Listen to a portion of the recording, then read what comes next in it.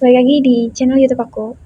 Nah, aku lumayan beberapa minggu ini belum buat video. Kali ini aku kembali ingin berbagi lagi tentang hal-hal atau sudut pandang yang ingin aku bagikan. Nah, kali ini aku pengen bahas seperti di thumbnail tentang cinta. Nah, aku punya 7 pengalaman dan sudut pandang yang aku amati dari sekitar, baik dari pengalaman pribadi aku yang pengen aku bagi dan aku sharing. Mungkin buat teman-teman yang pengen berdiskusi atau pengen ya relate dengan apa yang akan aku bawakan, jangan lupa komen di bawah. Dan jangan lupa untuk pencet subscribe ya guys. Ketika kita masuk ke dalam dunia percintaan, kadang banyak trial and error-nya. Kadang nggak semuanya langsung berhasil, kadang ada fase di mana kita blow on atau bodoh atau mungkin merasa ya nggak sepintar yang kita bayangkan, karena ada yang bilang ketika kita cinta atau ketika kita dalam dunia percintaan tiba-tiba otak kita atau hati kita jadi lebih dominan. Apakah itu benar?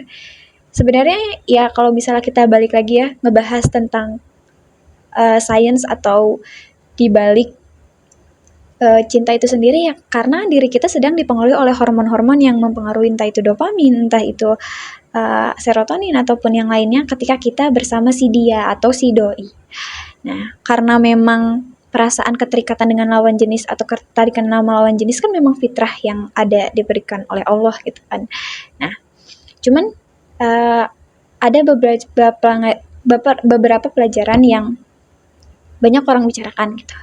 Nah, salah satunya selain buat tentang percintaan, tapi juga ya untuk evaluasi diri untuk jadi lebih baik kan baik ya.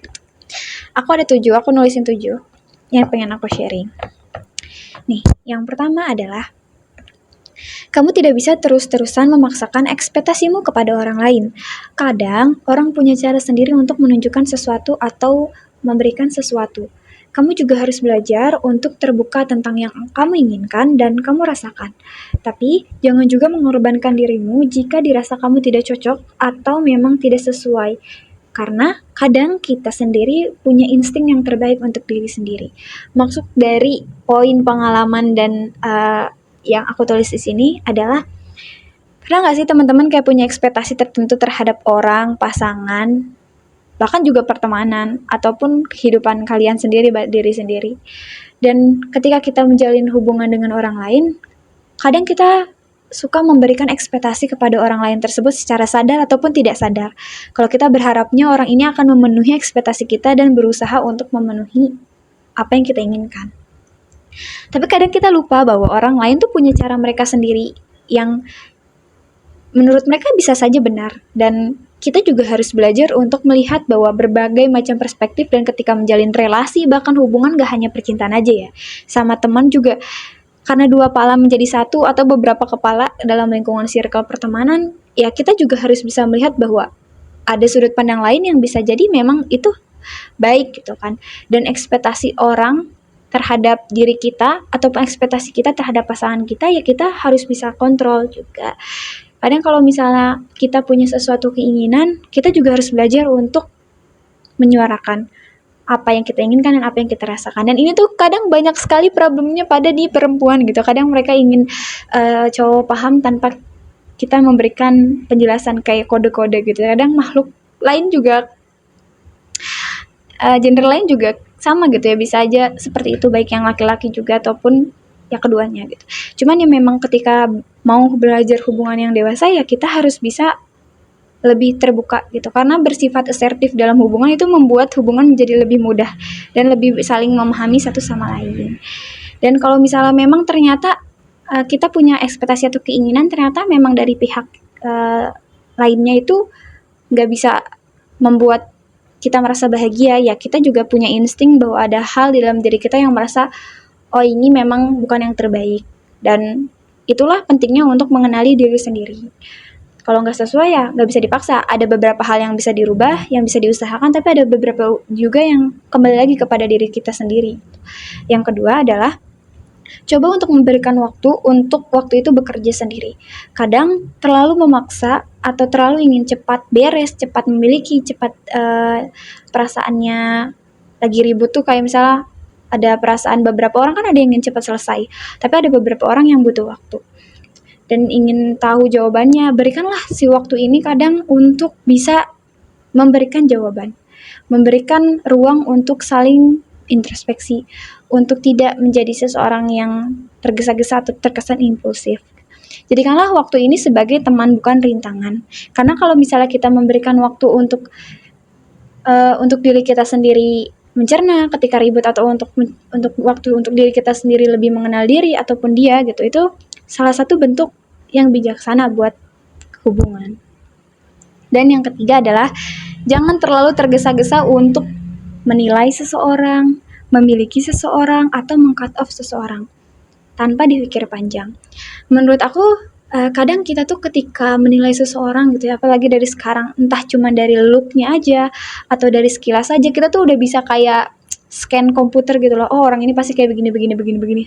Padahal ternyata orang tuh kompleks gitu loh guys. Kayak kamu tuh bisa kaget ketika mencoba untuk membuka diri bahwa orang ini tuh bisa dikenali jauh lebih dalam ketika kamu mau berusaha dan tidak menilai dari awal secara mentah-mentah gitu. Karena personality seseorang dan karakteristik seseorang tuh nggak hanya dilihat dari ketika pertama first impression, oke, menentukan, tapi untuk kedalaman seseorang tuh ya memang butuh waktu gitu. Dan untuk memiliki seseorang, kadang keinginan kita tuh nggak selalu terbanding lurus dengan realita. Ada beberapa orang yang memang butuh waktu untuk mengenal, ada beberapa orang yang memang inginnya tergesa-gesa, tapi segala sesuatu yang tergesa-gesa tanpa melihat keadaan, karena slow in love itu menurut aku pribadi kayak lebih gampang untuk kita mengenal dan menyelaraskan langkah gitu, untuk tujuannya sama, saling mengenal gitu. Karena tergesa-gesa tuh kadang cenderung kita melupakan detail-detail kecil yang sebenarnya penting gitu buat hubungan kedepannya. Dan juga jangan cepat untuk memutuskan cut off orang gitu.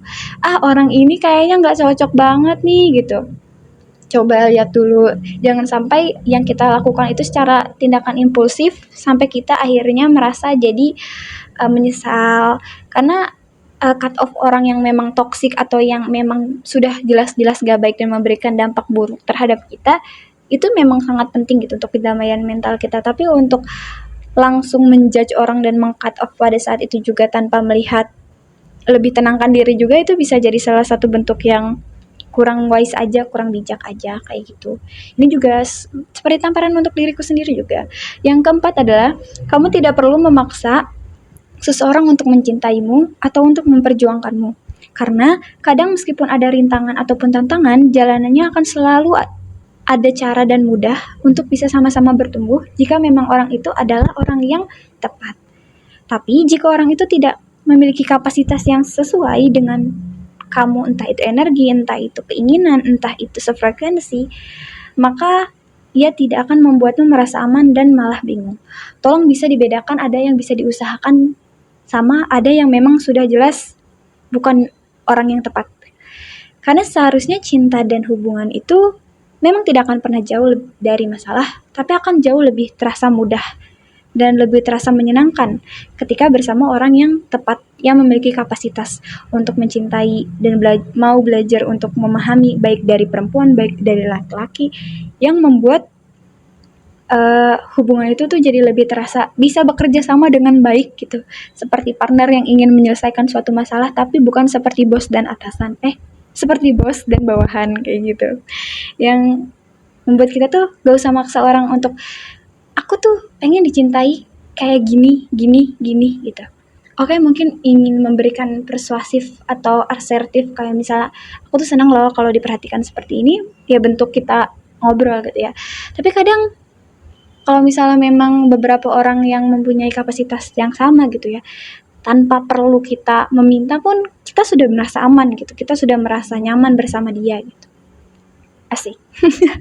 Yang kelima adalah kamu boleh punya standar tentang tipe, tentang hubungan, tentang relationship, tapi kamu harus sadar terhadap realita juga, karena kekurangan dan kelebihan itu ya ada plus minus setiap orang, bahkan diri kita pun punya kekurangan dan kelebihan gitu. Tapi jadikanlah hal ini tuh sebagai filter sendiri buat kalian. Gak mungkin dong kalian pengen memberikan standar yang buruk buat diri kalian sendiri, memberikan orang toksik, membuat orang diri kalian lebih nangis gitu kan. Enggak, justru standar itu adalah orang untuk memfilter orang mana yang kira-kira boleh masuk ke dalam hidup kalian, yang pantas gitu. Tapi kita juga jangan seperti orang yang tidak mengenal realita gitu ya. Standarnya tuh benar-benar tidak masuk akal dan logika, kayak kita bukan manusia, kayak kita adalah spek malaikat gitu.